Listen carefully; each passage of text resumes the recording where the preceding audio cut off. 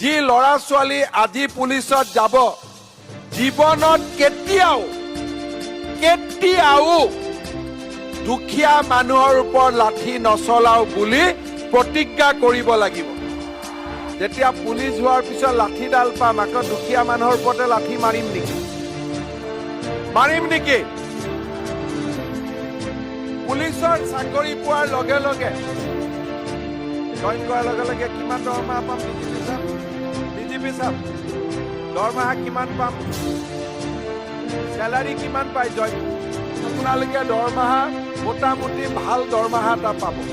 যিসকলে পুলিচ কনিষ্টবলৰ চাকৰি পাইছো, ঠিক আছে, যোৱা কেইদিনমানৰ পৰা মই টিভিত দেখিছো যে কোনোবা চাহ দোকানত কাম কৰা, কোনোবা দুখীয়া মাতৃৰ সন্তান, কোনোবা ভিতৰুৱা গাঁৱৰ আটাইতকৈ দুখীয়া পৰিয়ালৰ ল'ৰাজনে চাকৰি পাইছে।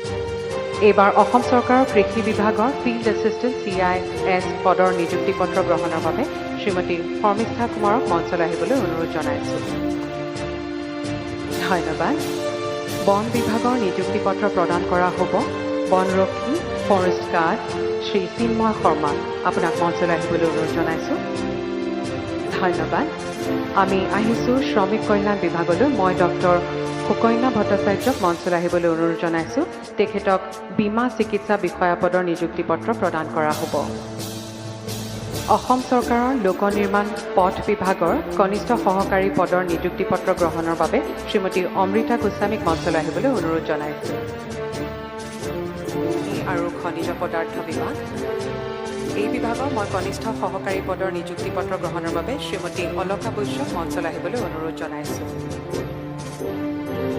আমি অসমৰ ৰাইজক প্ৰতিশ্ৰুতি দিছিলোঁ যে আমাৰ চৰকাৰ যদি শাসনলৈ আহে আমি 1 লাখ চৰকাৰী নিযুক্তি আৰু 2 লাখ কৰ্ম সংস্থাপনৰ আমি ব্যৱস্থা কৰি দিম। বহুত বিৰোধী দলৰ ব্যক্তিয়ে ভাবিছিল যে চৰকাৰেতো 1 লাখ চাকৰি দিব নোৱাৰিব, তেতিয়া আমি এই চৰকাৰখনৰ বিপক্ষে কিবা এটা কথা ক'বলৈ সুযোগ পাম। আজিৰ দিনটোত আমি 22,958 জনক আজি আমি নিযুক্তি পত্ৰ প্ৰদান কৰিম।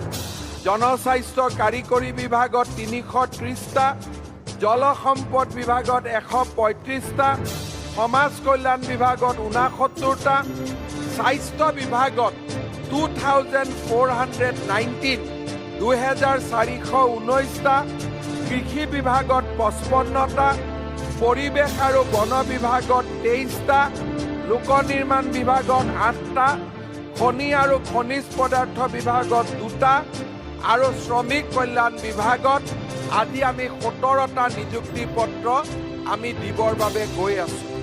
আৰু এই গোটেইখিনি মিলালে আগৰ 4,779 লগত 10 মে'ৰ পিছত নিযুক্তি পোৱা লোকৰ সংখ্যা প্ৰায় 22,958লৈ বৃদ্ধি পালে।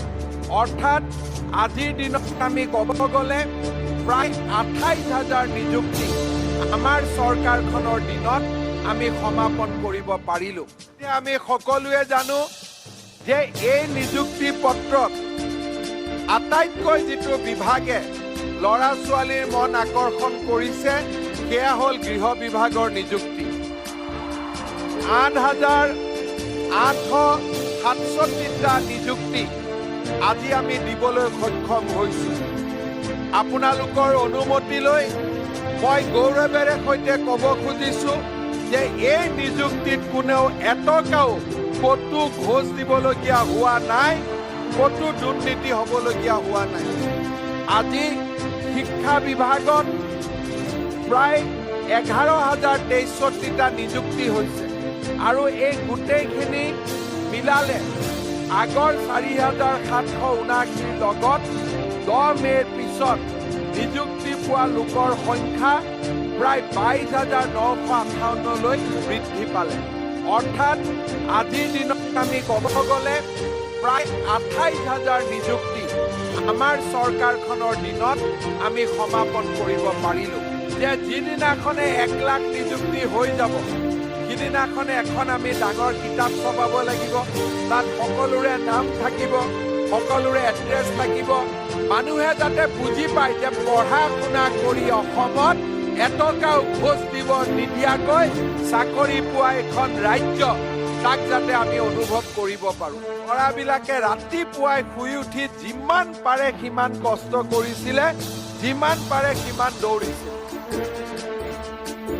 এতিয়া আজি আমি এটা কথা মানি লৈছো যে আমি কোনো ধনী ঘৰৰ ল'ৰা ছোৱালী নহয় টকা পইচা দি চাকৰি পোৱা নহয় আমি দুখীয়া ঘৰৰ ল'ৰা ছোৱালী বা নিম্ন মধ্যবিত্ত সমাজৰ ল'ৰা ছোৱালী হয়নে নহয়